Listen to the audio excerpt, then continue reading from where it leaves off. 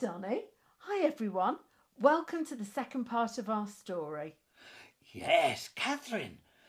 That day Jesus rode on me into Jerusalem. What happened next? Did they make him king? I'm afraid not, Donnie. It all began to go very wrong very quickly. He went off to look at the temple, a big building, a bit like a church. When he saw how badly some of the people were behaving there, he got cross and sent them packing. The people in charge said he'd started a riot. Jesus, that kind man who stroked me and gave me a pear? You're right, Donnie, he was kind. But he also spoke his mind. One time he told people off for sending children away when he wanted to talk to them. They didn't like that. Another time he made friends with a man who'd done really bad things. Jesus said he deserved another chance. That made the people the man had hurt feel angry. Another thing, Jesus always spoke the truth. What's wrong with speaking the truth? Nothing. Speaking the truth is good, but it can make you enemies. All in all, Jesus upset quite a lot of people, and they were always looking for a chance to do him harm. So after Jesus went into Jerusalem, you're saying they didn't make him king? No, Donnie, I'm afraid not. Instead, a few days later, he was arrested and taken to the governor, Pontius Pilate. Pilate could hear crowds of demonstrators outside his palace. He thought it was easiest just to get rid of Jesus, so he condemned him to death.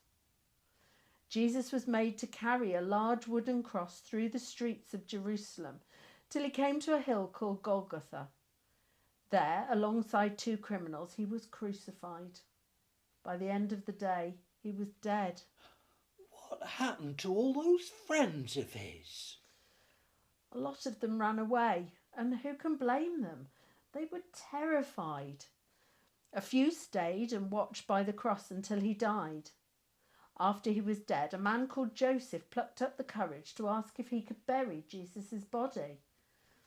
He used his own tomb, which was like a cave, carved into the rocks in a beautiful garden. He wrapped Jesus in a white linen cloth and laid him in the tomb. He rolled an enormous stone in front to make sure that Jesus' body couldn't be stolen. That's the saddest story I've ever heard. I had hoped for a happier ending.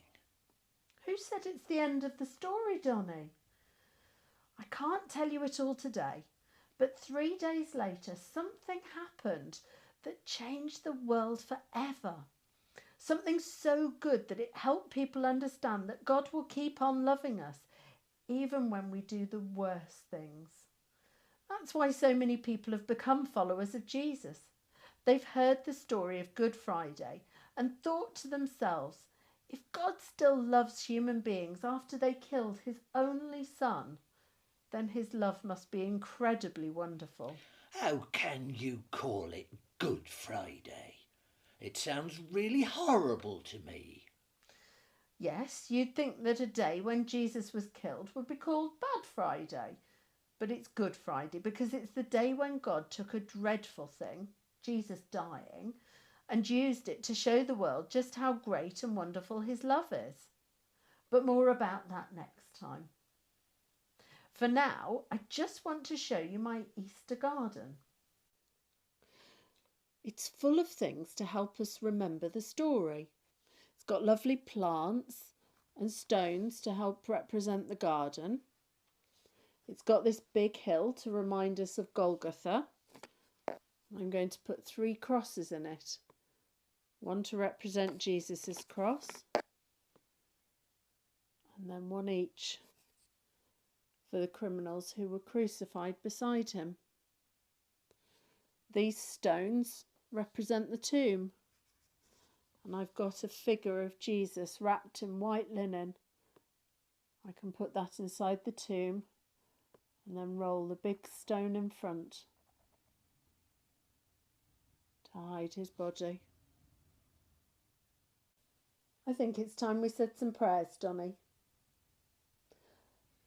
Lord Jesus, we feel really sad about the things that happened on Good Friday. Thank you that this is not the end of the story. Lord Jesus, we find it really hard to understand what happened on Good Friday. Thank you that you died to show us God's love. So Donnie and I hope to see you all on Sunday for the last and most amazing part of our story. See you all soon. Bye. Bye.